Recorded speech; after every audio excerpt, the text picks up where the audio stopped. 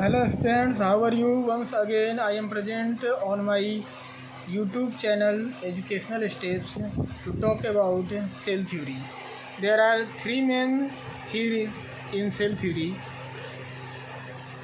In that, first is cell is a structural and functional fundamental unit of life,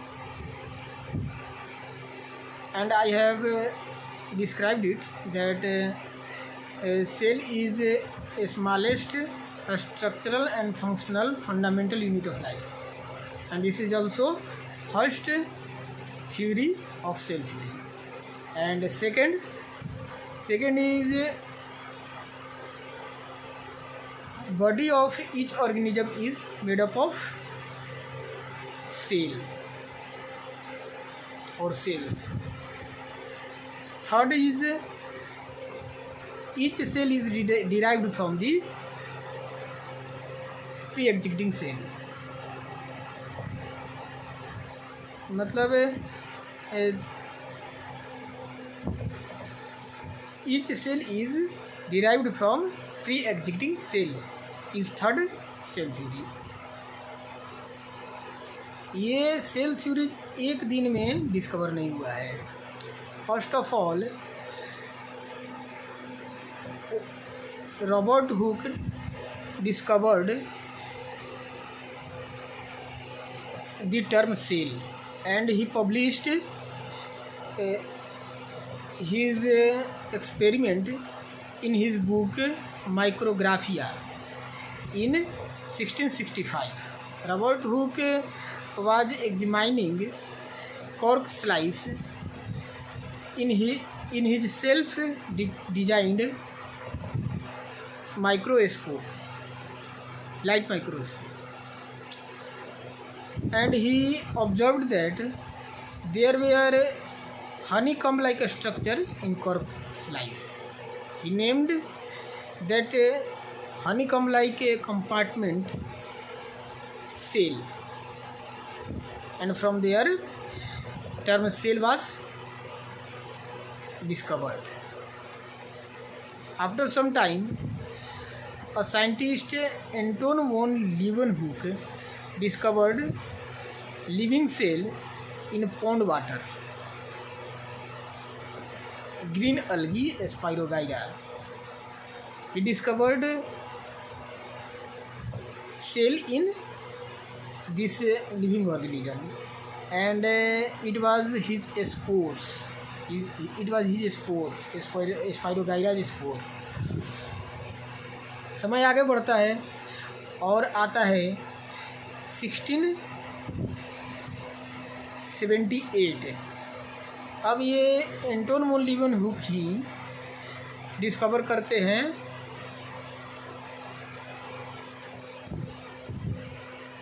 sperm cells का.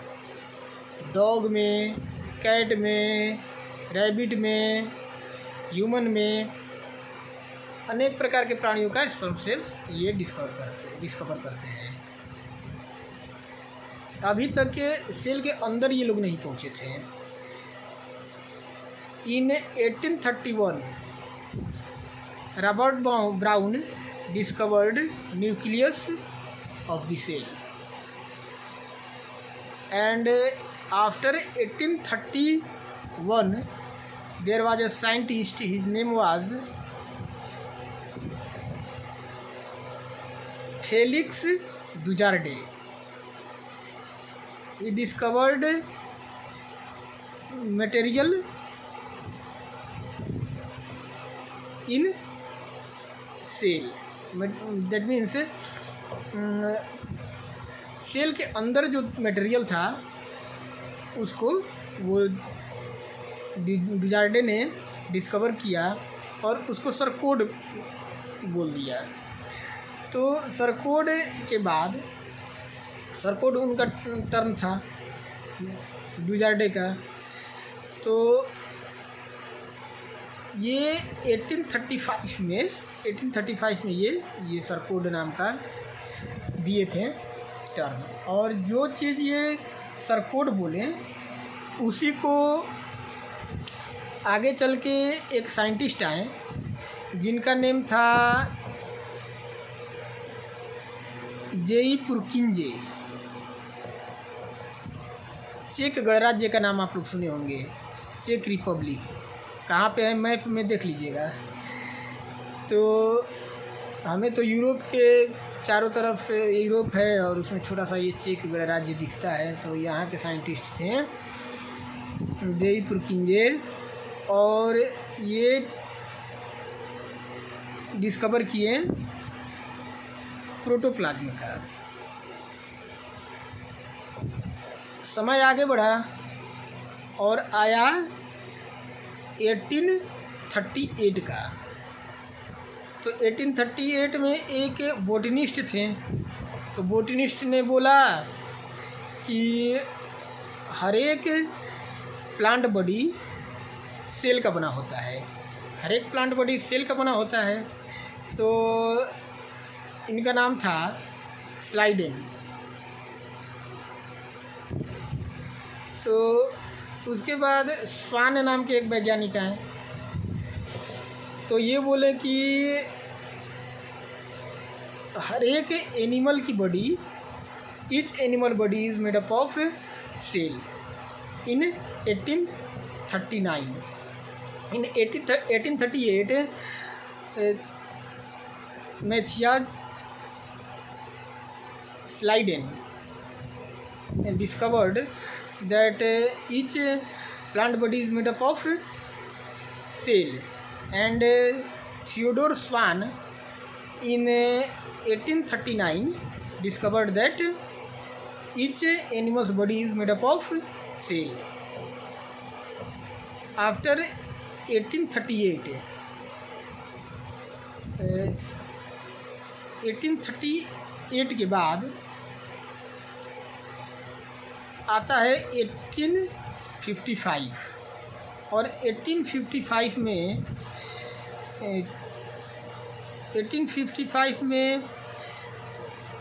Rudolf वर्चो बोलते हैं कि each cell is derived from the pre existing cell.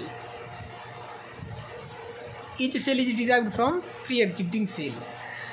ये अपने word में बोले थे, वो बोले थे ओमनिस सेलुला ए सेलुला। इसका मतलब यही होता है कि हर एक सेल पहले से मौजूद सेल से बनता है। तो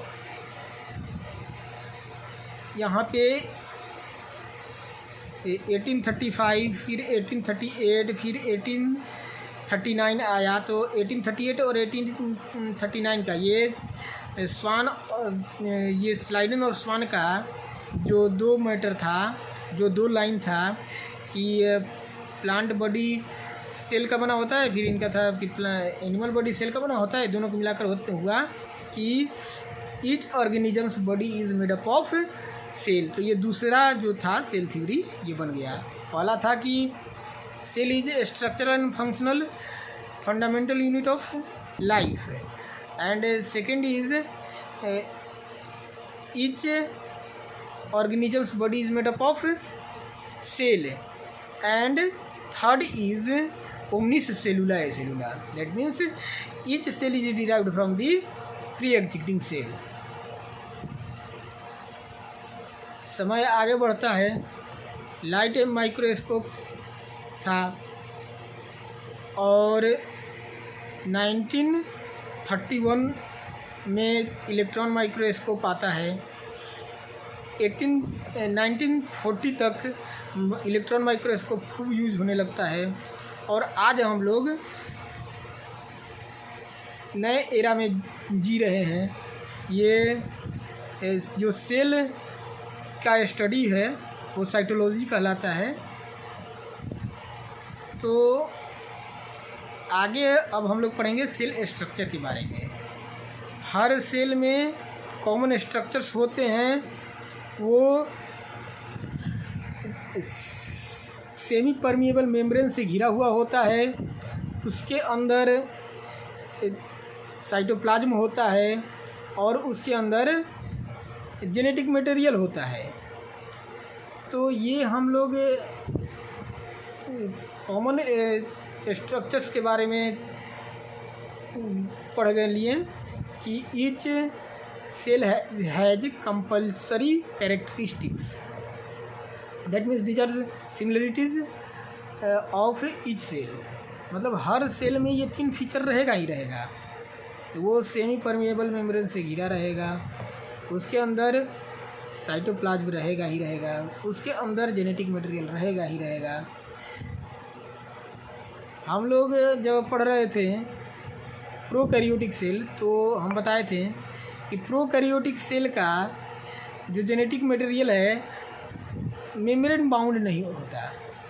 तो हम बता दें कि जेनेटिक मटेरियल तो नहीं ही होता कवर्ड, ऐसा कोई भी सेल ऑर्गेनेल भी प्रोकैरियोटिक सेल में नहीं होता जो कि मेम्ब्रेन में हो, जो कि कवर्ड हो। जैसे कि माइटोकॉन्ड्रिया डबल मेम्ब्रेन वाला है, डबल मेम्ब्रेन बाउंड है सेल ऑर्गेनेल, तो ये प्रोकैरियोटिक सेल में नहीं होता। ये सिंगल डीएनए होता है और यूकैरियोटिक सेल में सिंगल नहीं, ये डेवलप्ड होता है, कवर में होता है। ये कवर्ड सेल ऑर्गेनेल्स भी होते हैं, जैसे माइटोकॉन्ड्रिया हो गया और क्लोरोप्लास्ट हो गया। तो इस तरह के सेल ऑर्गेनेल्स भी होते हैं यूकैरियोटिक में। कॉमन फीचर्स के बारे में हम बता दिए कि 3 कॉमन फीचर होता है, इसको ध्यान में रखिएगा। आगे हम लोग सेल स्ट्रक्चर में पढ़ेंगे, स्टार्ट करेंगे कि सेल स्ट्रक्चर में जो ये सेल मेम्ब्रेन होता है, तो हम लोग सेल मेम्ब्रेन पढ़ेंगे। आज हम ये वीडियो अपने रूम में तैयार किए, मूड आ गया, मूड का है तो तैयार कर दिए। आप लोगों को समझ में आया होगा तो ये सार्थक है, नहीं तो बेकार है। तो कुछ भी अगर टर्म नहीं समझ में आया होगा या वीडियो अच्छा नहीं लगा होगा तो आप लोग बताइएगा ज़रूर, ये ठीक वीडियो नहीं रहा, अच्छा जगह पे बनाना चाहिए, या अपने रूम में बना दिए तो ठीक है। अगर एक्सेप्ट करते हैं आप लोग तो ठीक है, व्यूज के ऊपर है। आप लोग लाइक करेंगे, सब्सक्राइब करेंगे, चैनल को दूसरे को बोलेंगे कि इसको सब्सक्राइब कर लीजिए, तो ये भी हमारा चमक जाएगा। आप लोगों के ऊपर है। तो थैंक्स फॉर वाचिंग। इतना हम अपना नॉलेज शेयर किए, आगे भी हम करेंगे। आगे पढ़ते हैं हम लोग सेल स्ट्रक्चर के बारे में। तब तक के लिए धन्यवाद, फिर मिलते हैं अगले वीडियो में।